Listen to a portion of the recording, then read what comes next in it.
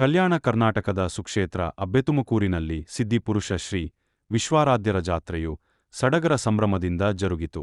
ಲಕ್ಷಾಂತರ ಭಕ್ತರ ಸಮ್ಮುಖದಲ್ಲಿ ನಡೆದ ಈ ಜಾತ್ರೆಯಲ್ಲಿ ಧಾರ್ಮಿಕ ವಿಧಿವಿಧಾನಗಳು ಮತ್ತು ಭವ್ಯ ರಥೋತ್ಸವ ಗಮನ ಸೆಳೆಯಿತು.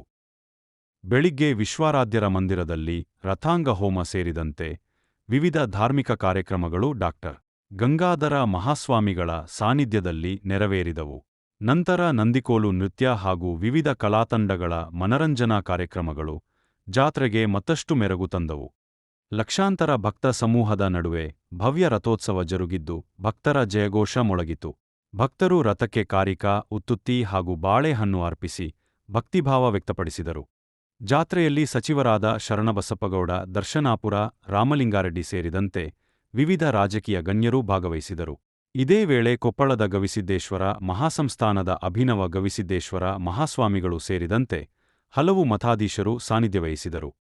ತೆಲಂಗಾಣ, ಆಂಧ್ರಪ್ರದೇಶ, ಮಹಾರಾಷ್ಟ್ರ ಹಾಗೂ ರಾಜ್ಯದ ವಿವಿಧ ಭಾಗಗಳಿಂದ ಲಕ್ಷಾಂತರ ಭಕ್ತರು ಆಗಮಿಸಿ ದೇವರ ಕೃಪೆಗೆ ಪಾತ್ರರಾದರು.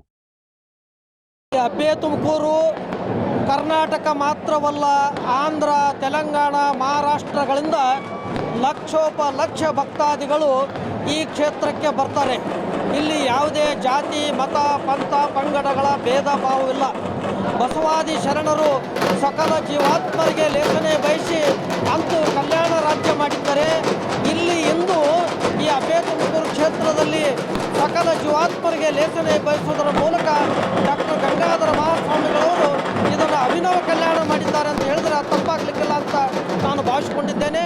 ನಮ್ಮ ಭಾಗದ ಕಲ್ಯಾಣ ಕರ್ನಾಟಕದ ಬಹುದೊಡ್ಡ ಜಾತ್ರೆ, ದಕ್ಷಿಣದ ಕಾಶಿ ಅಂತ ತಿಳ್ಕೊಂಡು ಹೇಳ್ತಾರಲ್ಲ, ಕೊಪ್ಪಳ ಅಂತೇಳಿ, ಆ ನಿಟ್ಟಿನೊಳಗೆ ಅಬ್ಬೆತುಮಕೂರು ಕೂಡ ಈ ಇಡೀ ನಾಡಿನಲ್ಲಿ ಏನಪ್ಪಂದ್ರೆ ದೊಡ್ಡದಾದ ಜಾತ್ರೆ ಆಗ್ತದೆ.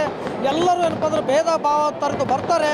ಒಳ್ಳೆಯ ಎಲ್ಲ ಕಾರ್ಯಕ್ರಮಗಳಲ್ಲಿ, ಧಾರ್ಮಿಕ ಕಾರ್ಯಕ್ರಮಗಳಲ್ಲಿ, ರಥೋತ್ಸವದಲ್ಲಿ ಪಾಲ್ಗೊಳ್ಳೋದ್ರ ಮೂಲಕ ಈ ಕ್ಷೇತ್ರ ದರ್ಶನವನ್ನು, ಪರಮ ಪೂಜ್ಯರ ಪ್ರಸಾದವಾಣಿಯನ್ನು ಆಲಿಸಿ ಪುನೀತರಾಗ್ತಾರೆ.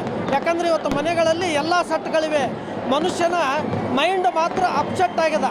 ಅಪ್ಸೆಟ್ ಆದ ಮೈಂಡ್ ಏನಪ್ಪ ಅಂದ್ರೆ ಮತ್ತೆ ಯಥಾಸ್ಥಿತಿಗೆ ಏನಪ್ಪ ಅಂದ್ರೆ ಬರಬೇಕಾಗಿತ್ತಂದರೆ ಇಲ್ಲಿಯ ಪರಮ ಪೂಜ್ಯರ ವಾಣಿಗಳನ್ನು ಕೇಳೋದ್ರ ಮೂಲಕ ತಮ್ಮ ಅಂತರಂಗವನ್ನು ಬೆಳಗಿಸಿಕೊಂಡು ಪರಿಶುದ್ಧರಾಗಿ ಹೋಗ್ತಕ್ಕಂಥ ಕ್ಷೇತ್ರ ಯಾವುದಾದ್ರೂ ಇದ್ದರೆ ಅದು ಅಬ್ಬೆತುಮಕೂರು ಅಂತ ತಿಳ್ಕೊಂಡು ಭಾಳ ಏನಪ್ಪ ಅಂದ್ರೆ ಅಭಿಮಾನದಿಂದ ಹೇಳಬೇಕಾಗ್ತದೆ.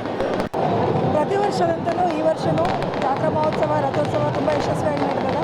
ಇಲ್ಲಿ ಯಾವುದೇ ಜಾತಿ, ಮತ, ಬಡವ, ಶ್ರೀಮಂತರ ಏನೇ ಇಲ್ಲದೇ ಭಕ್ತಿಯಿಂದ ನಡ್ಕೊಂಡ್ರೆ ಎಲ್ಲರಿಗೂ ದೇವರು ಆರೈಸ್ತಾನೆ. ನನ್ನ ಎಲ್ಲ ಕುಟುಂಬದವರು ಸಹ, ನಾನು ಕೂಡ ಅಜ್ಜವರಿಗೆ ನಡ್ಕೊಳ್ಳೋದು, ಮುದ್ದರಿಗೆ ನಡ್ಕೊಳ್ಳೋದು. ಆ್ಯಂಡ್ ಈ ವರ್ಷದ ವಿಶೇಷ ಏನಂದರೆ ಕೊಪ್ಪಳದ ನಮ್ಮ ಗವಿಮಠದ ಅಜ್ಜವರು ಕೂಡ ಬಂದಿದ್ದಾರೆ ಇಲ್ಲಿ. ಮತ್ತು ಲಕ್ಷಾಂತರ ಜನ ಎಲ್ಲ ಸೇರ್ತಾರೆ ಇಲ್ಲಿ. ದಾಸೋಹ ಆಗಿರ್ಬೋದು, ಬಂದ ಭಕ್ತಾದಿಗಳಿಗೆ, ಪಾದಯಾತ್ರೆ ಬಂದ ಭಕ್ತಾದಿಗಳಲ್ಲೆಲ್ಲ ದಾರಿಯಲ್ಲೆಲ್ಲ ಅವರಿಗೆ ಪ್ರಸಾದ ವ್ಯವಸ್ಥೆ ಕೂಡ ಮಾಡಿದೆ ಇಲ್ಲೆಲ್ಲ. ಸೊ ಚೆನ್ನಾಗಿ ಮಾಡ್ಬೋದು.